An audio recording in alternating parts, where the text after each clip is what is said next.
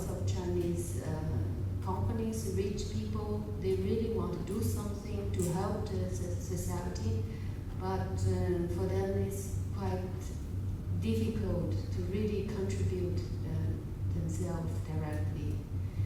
So these are all thoughts what I have it here. I hope I could contribute myself to help people as well. Thank you. Thank you so much. David, I better say something from the UN perspective here. I was actually out in the street last night, and I came across these things. Now you know what. But I thought these were absolutely perfect. And I mean, I actually lost my dear mum not so very long. Hang on, Jeffy. Let's use the mic. But I heard by everyone. But this is absolutely fantastic. And there's a young lady in China, in Beijing. Jade actually is her English name. I won't try and pronounce her Chinese one, but she couldn't be here.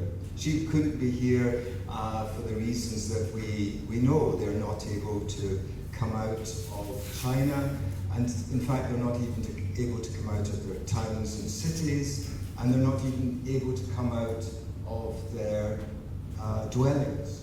They are locked down. We don't know what that experience is. We pray that it won't happen in New Orleans. We pray that it won't happen anywhere else than in China. But they're going through this in a big way. And we've got to think seriously how, as the United Nations, with our various centres, with our friends from New Orleans, we can address it. We address it, first of all, by people first public-private partnerships. We believe that the private sector can play a role in ameliorating this problem. The Economist, this week's Economist, talked about somehow the Chinese companies, the technical, they can make things through the technology a little bit better for the human beings that are going through this awful problem at the moment. Because they're living not just with inconvenience, they're living with fear. Fear that there might not be a solution out here. I am worried. I don't normally say this, but I am worried about the global economy, how we're going to actually get through this process. So we have to look at people first, public-private partnership. We also have to look at resilience at the community level. It's not just down to national governments. Ricardo and I know terribly well about our own national governments. We're not so confident. We're not so confident that national governments are going to be able to solve this problem. We have to look at the communities and how they work together, and as each one does. They have to look together and see how they can come together and solve problems that they're going to have to face themselves. And so I think it's a twofold response. It's a response on people first, public-private partnerships, how we can bring the private sector, and how we can bring a people first approach to community resilience. Now, what happened in Louisiana? I wrote something a few days ago for this meeting, some guiding principles. Louisiana went through quite a severe major problem, and the community resilience perhaps wasn't so strong in 2005. But what I've seen now is the community coming back, and even the mayor's office talking about community resilience, not just in terms of built bricks and mortar and bigger levees and all the rest of it, but actually building up economic resilience in communities and giving jobs to people.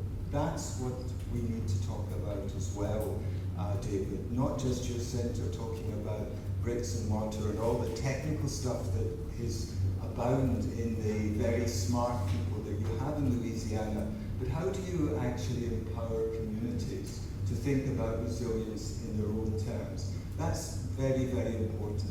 Dare I say that when I was reading this, I saw the Rockefeller Foundation talking about resilience and even about some of the challenges you face with racism. in Wales, African Americans. Those types of communities need to be supported as well. So it's a bottom-up approach, it's a people-first approach, and David, your centre's got a big lot of challenges ahead, but we in the United Nations would like to give you this platform and see how we can go forward together in solving some real solutions. Thank you, Chair. And Thursday at noon, we will have our closing luncheon. And again, I'm saying this because I'm asking to convert you all into disciples for this effort.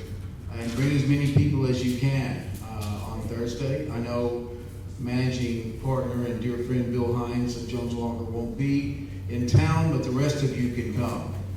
Because Mark is going to interview Bonnie Canal, who is the new executive director of Evacueteer, which is a grassroots public-private partnership dedicated to providing a mechanism so that we don't have what happened after Katrina happen again, with people being stranded. If they know where to go, they are prepared, they know where to go, they know how to evacuate. So we have a lot left to do. I made an executive decision that as we have, again, an intimate crowd today, we give you a bit of a break before dinner. But thanks to Dino, again, Dino and Desiree have been the bedrocks of this effort as far as planning and logistics. And thanks to Dino and Mr. Joe Yeager, we're having a reception starting at 5:30 at the rooftop of the Young Hotel. We have a beautiful reception area and a beautiful view of the city, from what I understand. So we'll hope that you guys would all come back at 5:30, stay for the dinner, and bring as many people as you want, because we have a lot of people that have committed to come this evening. We knew that today was probably going to be light. It's Monday, and public officials, Monday is not a good day, never a good day. But we do have tonight. Bruce is raising his hand. He's signaling me. Here you go, Bruce. I just want to add very simply that we have more than are in the room. Gary informed me we have 11 people watching. I sent out the feed to the stream, and somebody passed it around, so somebody's watching. So we have, I think, 5 or 6 actual and 11 virtual. So we have 17 people participating along with our group in this meeting. That's not bad. Well, come on, Dave. I mean, when I was doing this in China, we had a feed, Yes, it was 400,000. So let's get this. So and I think I'm going to have to waken up the gentleman and the nice lady across of me. You really have now something to talk about, and you have to realize through the UN we do provide a certain platform. And when we're talking about 400,000, we are not making this up. I remember coming back from Beijing and the senior manager saying, "Jeffrey, you're exaggerating again." No, ma'am, it was 400,000. So please realize, if you have a story to tell, there's quite a big audience out there. And the importance of solidarity is important. You do it, obviously, to do business, but you do it also because this is saving the planet. We have to get this better. We have to get this right. You've come back a bit with Louisiana and your communities and going forward in the right way. We in the international world have to get this. We must never have this again. We must never have something which is threatening our whole global economy. Well, I'll end with a very personal story. Before I do, anyone else have any comments, anything to say? Anyone? Oh yes, I wonder. I would find more beats. Oh, Jeffrey wants more beats. No, but I'm going to send them back to the Chinese ladies who are not going to be here. Oh, send them back to our friends who could not be here, and also our friends from the centers in Beijing and Hong Kong. Why did they throw them away? We'll let the New Orleans. I'm not a native New Orleanian, these guys are, I'll let them answer that later. This is very personal for me because I was living in North Louisiana in Shreveport at the time of Katrina. I did come help with the long-term economic recovery, thanks to Michael Olivier, who most all of you know, Louisiana Economic Recovery.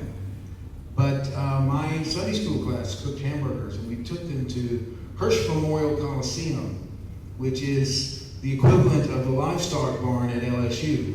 It's the same building. They just enclosed the one in Shreveport and turned it into a coliseum. And that coliseum holds about 20,000 people, and 10,000 people were there. And we walked in with, and I almost dropped a box of burgers I was holding. And that was an epiphany for me personally, and I said, I hope I live long enough to see the day that this will never happen again to anyone, anywhere. Not just in Louisiana, in the United States, the richest country in the world, but anywhere. And that is the driving motivation behind the establishment of this center and the reason that it's in New Orleans, in Louisiana. So with that, thank you all for coming. Thank you for your participation. Please text everyone you know and say, come to the opening dinner. We have Andy Copeland speaking, and we'll see you at 5:30 at the Young Hotel. Thank you.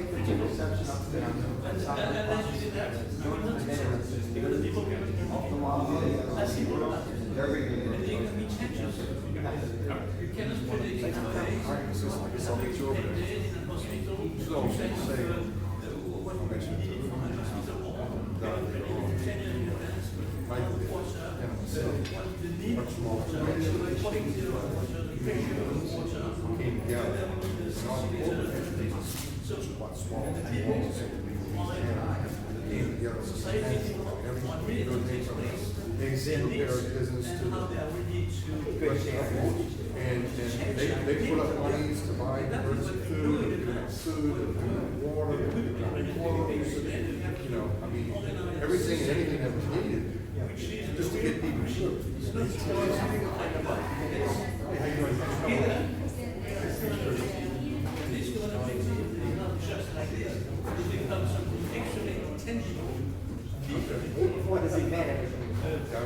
Kenny, that's the co-founder of this organization. That's what I was trying to She's explain. been with me from day one. She's driving with this guy as far as loyalty and commitment. So based on what I'm hearing, that was one question that I had that I wanted to ask, but the resiliency centers as a whole, it seems like it's still pretty new and evolving, right? It's been around, how many years? Some of these have been around for a number of years. How many years? 5, 10? Well, no, they started this in 2009. So some of these centers have been in existence for 7 years. Okay. I think March. So they still definitely evolving.